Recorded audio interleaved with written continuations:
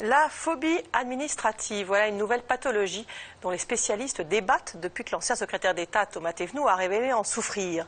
Dans le magazine de la santé, c'est logique, on s'est penché sur son cas. Mais d'abord, Michel, un rappel sur le mécanisme de la phobie. Oui, il s'agit d'un problème lors du filtrage des informations par une partie précise du cerveau, l'amygdale cérébrale. Je vais vous montrer ça ici sur ce schéma. C'est cette petite boule qui se trouve ici. En gros, cette amygdale nous aide à réagir quand il y a un danger, mais heureusement, le cortex préfrontal qui se trouve là nous calme quand c'est démesuré. Alors, que se passe-t-il dans le cas de l'impophobie?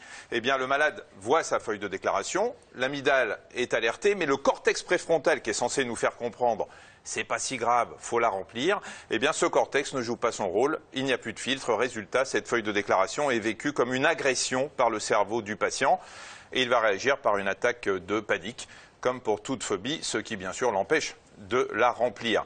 Le traitement passe par la thérapie comportementale. Il faut progressivement mettre Thomas Thévenoud devant d'abord une toute petite feuille de déclaration pour qu'il prenne conscience de l'absence de danger. Et puis on arrive à la feuille progressivement de taille normale. Alors dans son cas, l'impophobie est associée à la loyophobie. On va donc faire la même chose devant la quittance de loyer.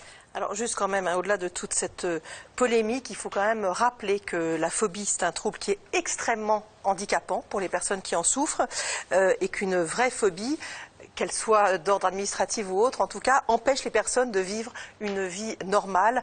Ils sont en général désocialisés, ils se marginalisent assez rapidement parce que ce trouble est considérablement handicapant. C'est vraiment quelque chose avec lequel on évite de plaisanter.